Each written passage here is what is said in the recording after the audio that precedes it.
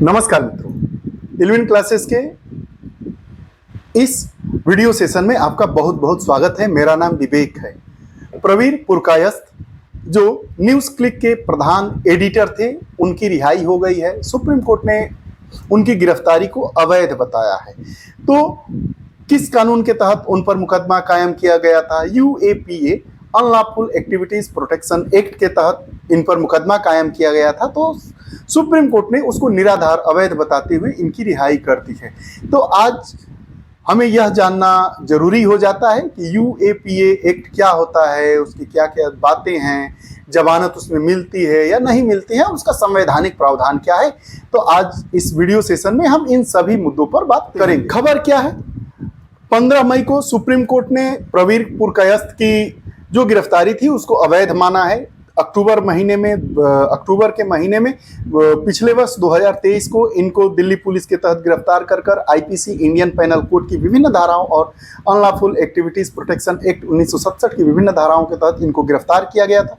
Supreme court ने उनकी गिरफ्तारी को ही अवैध ठहरा दिया और उनको तुरंत रिहाई के आदेश दे दिए गए हैं। इसलिए यूएपीए कानून क्या है, इसकी प्रासंगिकता क्या है, इसमें जमानत कैसे होता है और इसकी संवैधानिकता, यह जानना अत्यंत आवश्यक हो जाता है।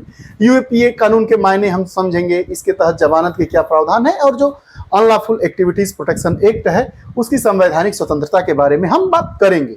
नजर करते हैं, पुलिस ने वर्ष 2023 के अक्टूबर में चीन से फंडिंग के आरोप में, चीन से फंडिंग कर रहे हैं, इनको चीन से पैसे मिल रहे हैं, प्रवीर पुरकायस्थ को जो हेड एडिटर है न्यूज़ क्लिक के, प्रवीर पुरकायस्थ को गिरफ्तार किया गया था दिल्ली पुलिस के द्वारा। और सुप्रीम कोर्ट ने 15 मई 2024 को यूएपीए केस में पुरकायस्थ की दिल्ली पुलिस की गई गिरफ्तारी को अवैध मानते हुए उनको रिहाई के आदेश दे दिया और वो रिहा हो गए। इसलिए मामला चर्चा में आ गया। सुप्रीम कोर्ट ने प्रवीर पुरकायस्थ को रिहा करने का आदेश दिया, वो रिहा हो गए। यूएपीए के मायने, यूएपीए जिसका पूरा नाम है the unlawful activities prevention act 1967, Hindi में इसको गैर कानून गतिविधियां रोकथाम अधिनियम 1967 कहेंगे। यह UAPA the unlawful activities prevention act 1967 एक भारतीय कानून है जिसका उद्देश्य क्या है? इसका उद्देश्य है कि भारत की अखंडता और संप्रभुता के खिलाफ निर्देशित गतिविधियों से निपटने के लिए शक्तियां उपलब्ध कराता है।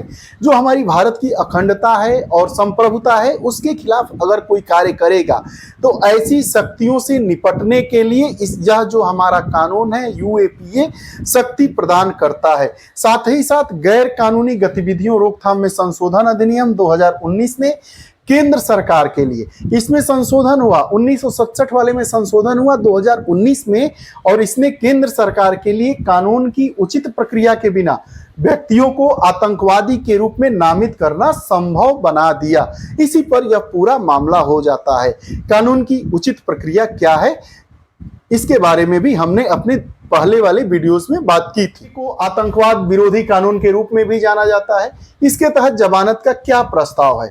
कुछ समय पूर्व सुप्रीम कोर्ट के जो जस्टिस थे, सुप्रीम जस्टिस द्वारा कथित खालिस्तानी दस्तावेजों में एक बायोडाटा शामिल किया गया है जिसमें कहा गया है कि जमानत नियम है। जमानत क्या है? जमानत नियम है, नियम है, जेल अपवाद है का सिद्धांत विधि विरुद्ध क्रियाकलाप अधिनियम के अंतर्गत लागू नहीं है। कोर्ट ने कहा है कि जमानत नियम है, जेल अपवाद है का सिद्धांत विधि विरुद्ध क्रियाकलाप अधिनियम के अंतर्गत लागू नहीं है। वर्ष 2008 में यूएपीए संशोधन अधिनियम 2008 में धारा 43D5 न्यायालय को इस शास्त्र के आधार पर, इस शास्त्र मतलब जमानत नियम है, जेल अपवाद है के सिद्धांत के आधार पर जमानत देने से इनकार करना आवश्यक था और वास्तु स्थिति के विरुद्ध प्रथम दृष्टया सत्य था। इसके बाद क्या हुआ कि इसके लिए अदालत ने यह विश्वास दिलाना आवश्यक है कि आरोप को प्रथम दृष्टया सत्य मानना अनुचित है। कि अब अदालत को कैसे विश्वास होगा? अदालत को आप विश्वास दिलाइए कि जो प्रथम दृष्टया आरोप को सत्य आप मान रहे हैं वो गलत है, मतलब जो आरोप लगा है वो प्रथम दृष्टि में ही गलत है। साथ ही साथ वर्ष 2016 में भी इसमें संशोधन हुआ और जो the unlawful activities prevention act की धारा 43D का 5वां उपखंड के तहत दंडात्मक दंड के अंतिम संस्कार ने एंजिला एस बनाम महाराष्ट्र राज्य मामले में जमानत दे दी। अब इसमें क्या मिल गया? जमानत मिल गया। वर्ष 2021 का मामला आता है भारत संघ बनाम नजीम मामला। इसमें सुप्रीम कोर्ट ने लंबे समय तक कैद का कारण बताया। अनुच्छेद 19 अनुच्छेद 21 क्षमा चाहूंगा अनुच्छेद 21 जीवन जीने का अधिकार का उल्लेख के आधार पर जमानत फैसले की संभावना प्रकाश में रखी गई। ऐसा किया गया कि सुप्रीम कोर्ट ने कहा कि जो हमारे संविधान का अनुच्छेद 21 और 22 है, अनुच्छेद 22 के आधार पर प्रवीर पुरकायस्थ को की गिरफ्तारी को अवैध बताया सुप्रीम कोर्ट ने। वहीं पे सुप्रीम कोर्ट ने यह कहा था 2021 वाले मामले में कि अनुच्छेद 21 के तहत जीवन जीने का जो अधिकार है नागरिकों को मिला है, उसके तहत उसके उल्लंघन के आधार पर जमानत फैसले की संभावना प्रकाश में रखी गई। कि संवैधानिक स्वतंत्रता, यह संवैधानिक स्वतंत्रता के बारे में थोड़ी बहुत बातें जानते हैं। मूल रूप से UAPA the unlawful activities prevention act 1967 में लागू किया गया था। 2004 में 8 में आतंकवाद विरोधी कानून के रूप में इसको संशोधित किया गया। अगस्त 2019 में संसद ने कुछ आधारों पर व्यक्तियों को आतंकवादी के रूप में नामित करने के लिए यूएपीए में संशोधन बिल को मंजूरी दे दी।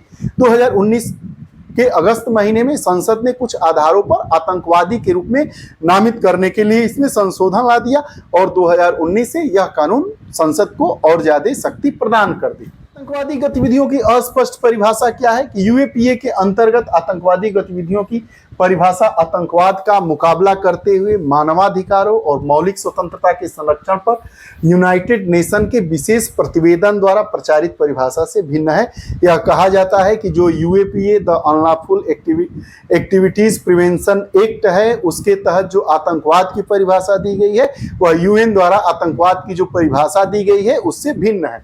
साथ ही साथ किसी अपराध को आपराधिक कृत्य कहने के लिए 3 तत्वों का एक साथ होना आवश्यक है। यह कहा गया है कि अगर किसी को अपराध को आतंकवादी कृत्य घोषित करना हो तो उसके जो 3 तत्व हैं वो एक का मिलान होना चाहिए, संयोग होना चाहिए, तीनों तत्व उसमें शामिल होने चाहिए। कौन कौन से हैं? प्रयोग किए गए साधन घातक होने चाहिए, उद्देश्य एक वैचारिक लक्ष्य को आगे बढ़ाना होना चाहिए, एक वैचारिक लक्ष्य जो समाज को, हमारे देश को अलग रास्ते पर ले जाए, खराब नीतियों को ले जाए, हमारे देश के विचारों के खिलाफ, हमारे संविधान के खिलाफ ले जाए और समाज के लोगों में भय पैदा करे या किसी सामाजिक संस्था या कोई ऑर्गेनाइजेशन है उसके खिलाफ काम करे। अगर यह तीनों एक साथ हैं तो उसको हम आतंकवादी कृत्य मान सकते हैं। पूरा UAPA the unlawful activities prevention act 1967 कैसे कैसे उसमें संशोधन होता है और यूएपीए को शक्ति मिल जाती है कि किसी व्यक्ति के कृत्यों के आधार पर उसको आतंकवादी माना जाए।